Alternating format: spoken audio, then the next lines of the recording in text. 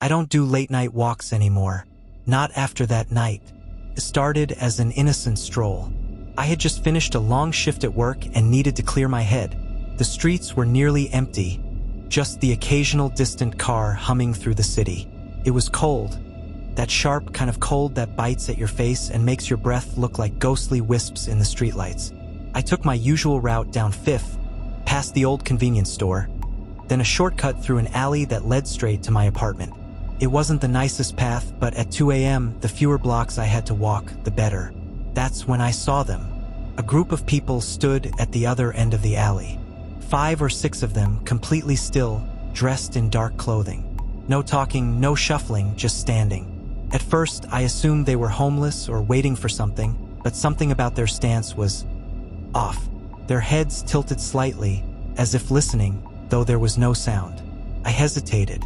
Turning around meant adding 10 minutes to my walk, but something in my gut told me not to go through. Then, as if they had heard my thoughts, they moved. Not toward me, just shifting. Their bodies twisted in unison, their heads snapping to look in my direction, though I never saw their faces clearly. I stepped back. Then they took a step forward. My pulse skyrocketed. I turned on my heel and walked away, trying not to look panicked. But the moment I glanced over my shoulder, they were closer. Not running, not lunging, just standing closer. I bolted. I ran harder than I ever had in my life, darting down another street, turning corners at random. I don't know how long I ran, but when I finally stopped, gasping for breath, I was sure I had lost them, or so I thought, because when I reached my apartment building and fumbled for my keys, I looked up. They were there, across the street, standing under the flickering streetlight. Same posture, same eerie silence. I rushed inside, locked the door behind me, and didn't sleep that night. Every time I peeked through the blinds, they were still there, unmoving. By morning, they were gone, but it didn't end there. The next night, I made sure I was home early. I double-checked the locks, closed the blinds, and turned on every light. I even slept with the TV on, just for some noise. But at exactly 2 a.m., something woke me up. Tap, faint, deliberate. I froze, my breath caught in my throat. The sound wasn't coming from the door. It was coming from the window. I live on the 3rd floor. Slowly, I turned my head. The blinds were closed, but the shadow behind them was unmistakable. A tall, humanoid figure stood on the other side of the glass, its outline distorted by the dim light outside. The tapping continued, 3 slow, rhythmic knocks. I couldn't move, couldn't breathe. Then, as if sensing my fear, the figure leaned forward. The blinds bulged inward, as if something was pressing its face against them. I threw myself off the bed and scrambled to the bathroom, locking the door behind me. My phone was in the bedroom. I had no way to call for help. For the next hour, I sat in the dark, listening. No footsteps, no knocking, just silence. When I finally gathered the courage to come out, the room was empty. The blinds hung loosely, undisturbed. The street below was quiet. Had I imagined it? I barely slept the next night, or the night after that. But the worst part? It didn't stop. For weeks, I would wake up at 2 a.m. Some nights it was just a feeling, an unbearable sense that I was being watched. Other nights I would see them again, standing at the edge of the street, always at a distance, always still. Then one night, I woke up and found my bedroom door open. I know I closed it. I know I locked it. And yet there it was, slightly ajar, a whisper of movement in the darkness beyond. I didn't move. I didn't breathe. Then, from the hallway, I heard it. A voice, low, rasping, almost a breath. "We found you." I never saw them again after that night. But I never take late-night walks anymore, because I know they're still out there, waiting.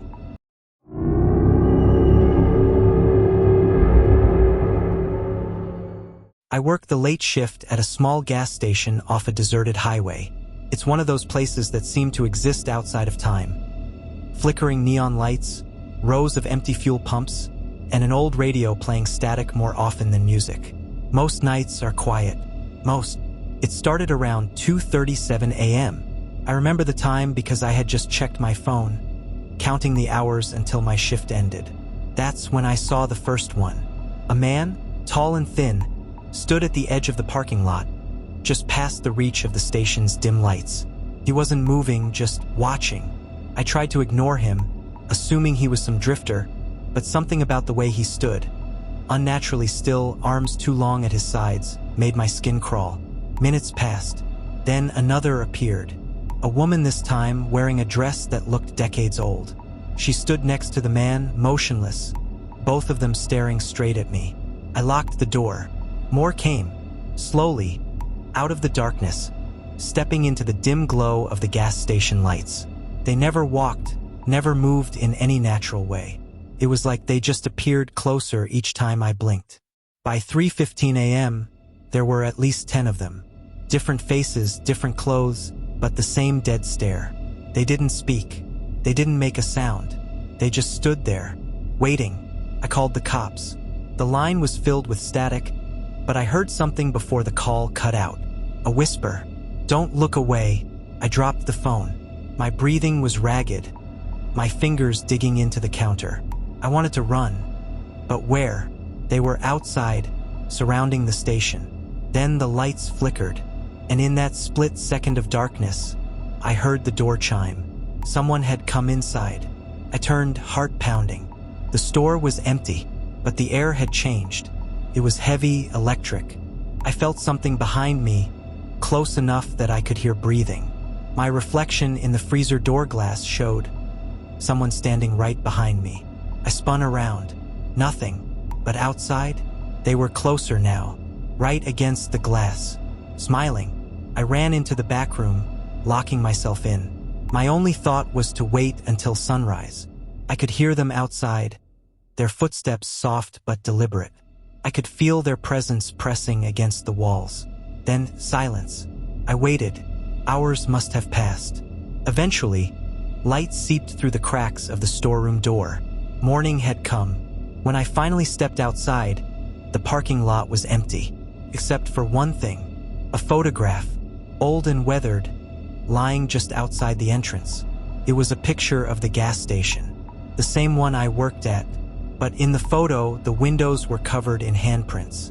And in the reflection, I was standing inside, and behind me, them. I quit that morning. I didn't even lock up. I just grabbed my keys and drove away, hands shaking on the wheel. I didn't care about my last paycheck. I didn't care about explaining anything to my boss. I just needed to leave, to put as much distance between myself and that place as possible. But as I drove down the empty highway, something gnawed at me, a whisper in the back of my mind. I reached into my pocket for my phone, intending to call someone, anyone, to ground myself in reality. That's when I felt it. Another photograph. I swear it hadn't been there before. My fingers trembled as I pulled it out. It was the same picture, the gas station, the handprints, the reflection of me inside. But now my face was different. The expression was hollow, eyes sunken and dark, mouth twisted into something that wasn't quite a smile. And behind me, they were closer, their faces clearer, their eyes locked onto mine. The car suddenly felt suffocating, the air too thick to breathe. I glanced at the rearview mirror. The back seat wasn't empty. I didn't have time to think. My hands jerked the wheel, and the car swerved violently off the road. Gravel and dust exploded around me as I skidded to a stop, my heart pounding like a war drum. Shaking, I forced myself to turn around, praying, pleading that the mirror had been playing tricks on me.